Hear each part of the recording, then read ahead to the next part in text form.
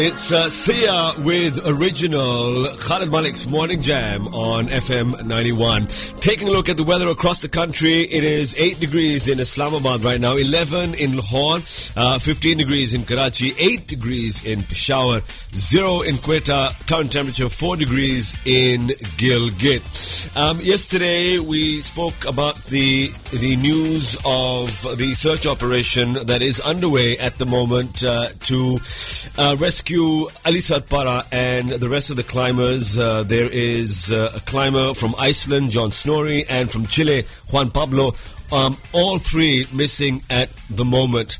Now, as far as I'm aware, according to reports, the mission, the rescue effort was suspended yesterday because of bad weather.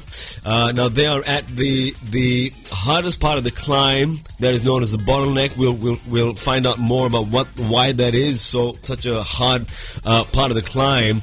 Now, as far as newspapers and news agencies and what they're saying is that the mission will continue today as the Pakistan Army will deploy a C-130 for the mission. There was some, I don't know, it was rumor, it was fact that they were spotted yesterday, but to give us a bit of a feel and to give us a better idea of what it is that is happening and what it is that the climbers might be doing at this stage and how dangerous this climb can be in the winter, joining us right now, an accomplished mountaineer himself. He reached the summit of Spantic, which is about 7,000 meters high, as part of the Pak-China Friendship. That's back in 2012. Reached 6,630 meters on Gasherbrum 1 in 2018. 2019 up to 6,100 meters on Gasherbrum 2, and reached Camp 3. We're talking about in excess of 7,000 meters again of Mount Everest. Joining us right now is otherwise known as the Desi Mountaineer, but Saad joins me right now. Good morning, Saad. Morning, Khalid. Morning. How are you? It's been a long time since we've spoken. Yeah, I'm good. Now, give us a little bit of an idea of what why is it so difficult to climb? I mean, K2 being the peak that it is, but during the winter. Well, it's a totally different game again. I've been fortunate enough to be doing some winter expeditions in the past few years, but what I've been aiming for 6,000ers. I actually went on to make an adventure TV series, first of its kind, back in 2019, of my March expedition to a small unclimbed peak, not small, but 6,000er peak in Shimshal, and we weren't able to make it, not even 6,000. This is during winter, wow. Okay. Yeah, it totally changed. So March is technically spring, but yeah, over there it was snowing. It was 3-4 feet deep snow beyond 5,000 meters. So what changes is, let's talk about K2. So in summers, what we're talking minus 30, minus 40 at the summit in the nighttime. And so daytime temperatures are going to be better. And even then you'll have your down suit on and you'll have everything on. And at the base camp, you'll have these big mesh tents and you'd be wanting to relax there when you're not climbing. Right. From what I know right now, for winters, a few years ago when K2 was being aimed at in winters for not the first time, but more frequently, then is when climbers found out that even at the base camp, they could not just put up their tents in winters and think that, okay, it'll be fine and they can sleep. It was so cold that they had to make igloos to put their tents maybe inside or just the igloos themselves. Really? Because inside an igloo, it's much better. It kind of forces away the wind. Right. The wind was so strong at the base camp. So you're talking minus 30, minus 40 at the base camp, not just the summit itself. And would that be minus 30 during the day or during the nighttime? During the nighttime, but even in the daytime when the wind chill factor comes in, if it's if it's minus 10, minus 20, right, then again, it's going to be very hard just being inside your tent. Right. This year, what I found out is that in the bigger mess tents, what they've done is not only that it's 2 layered, they've put in these Bukhari chulas, is what you call them, metal stoves with chimneys going out. That's the only way they can sit in those mess tents in this kind of weather. Wow. And I was worried because we are talking about the rescue, which is now a search mission. Yeah. And I was asking one of the Ali Satpara's manager that, so I know that a lot of climbers have come down, a lot of them have gone back, a lot of them have wrapped up their expedition. So how long are we seeing that the base camp will still be there? And to my surprise, before even he could answer, I found out that they'd all already wrapped up, because it's an agony just sitting at the base camp right now. The weather is so bad, and we're like in start of Feb right now, and usually start of Feb is not that bad, but it has been a really, really harsh winter on K2. And right now, what also concerns me is that the 2 guys from Satpara, who are cousins of Imtiaz and Ali Akbar, I think. Yes. Yeah, they're still there. They had to come down to the base camp yesterday because the weather up on the mountain was really bad, and all they have are these dome tents, which they've pitched at maybe the advanced base camp or the base camp, and everyone else has left. And I'm like, what are they doing there? How are they going to survive, even if they have ample food and gas to burn or whatever? But just to keep warm is an effort right now at that base camp. So I didn't. When I found out that Ali was climbing, I really wanted to go and cover this expedition. Not just Ali, but the rest of the people as well, because there's a certain mindset you could learn from. That why would people? I climb mountains in the summers, yes, fine, but these guys are aiming for K2 in winters.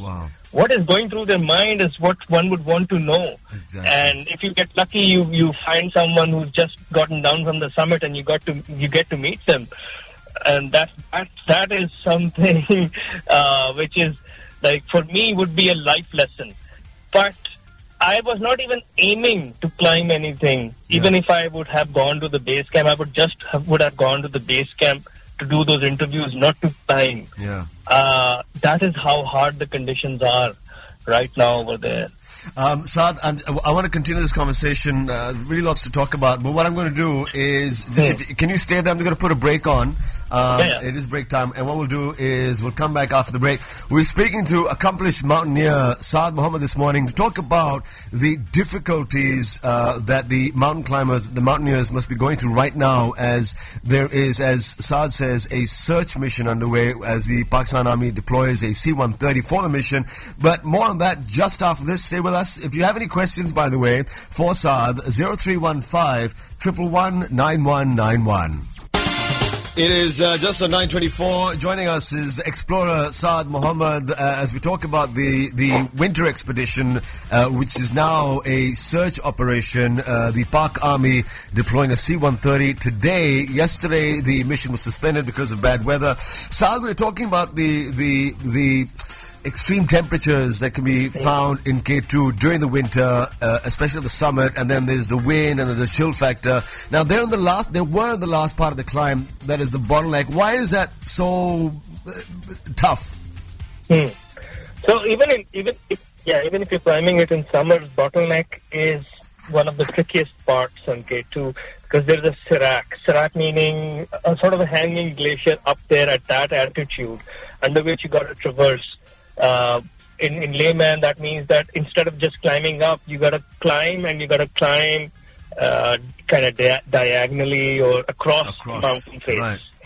And so that portion, even when I was there, I was lucky to be there at the base camp in 2019. And there was a lot of expeditions. I think even Mike Horn came and went back because no one was able to go beyond that point. The rope was not... the Sherpa team was not able to fix rope beyond the bottleneck. They were just stuck before that portion because it's very highly technical portion and very risky because this rack can fall anytime, and it usually does fall at least once a year. That's the kind of average it has. So you wouldn't want to be under that rack when it falls. So then again, these climbers, they were already at the bottleneck when, like you said, Sajid's oxygen bottle had some technical issue, and he had to turn back because he was feeling the effects of high altitude, and he was advised to go back to Camp 3. So he returned back. The rest of the guys, according to Sajid, were already past the bottleneck. They'd crossed it. Now that means, because he was at 8,200 meters, the summit is at 8,613. Right. And if someone's beyond, and I'm guessing they're at 8,300 or 400, that pretty much means the summit is in sight. Right. They're highly likely to have done the summit. And even Sajid, in his press briefing, he said that what he thinks is that it's on the way back that something untoward happened, an accident might have happened, or the weather got really bad, the wind got really high, or one of them, or maybe more than one of them might have succumbed to high altitude sickness. Because if that happens, there's not really much one can do at that altitude. Right. So that's a very, very challenging portion of the climb on K2, and then you couple that up with the sort of temperatures they were facing, because it was night, 10 p.m., and I was still following that they still haven't reached the summit. And even up till midnight, there was no confirmation on that. So they were pretty much in that portion the whole time. And meanwhile, even from there, when Sajid came down to Camp 3, it took him, I guess, 5 hours. When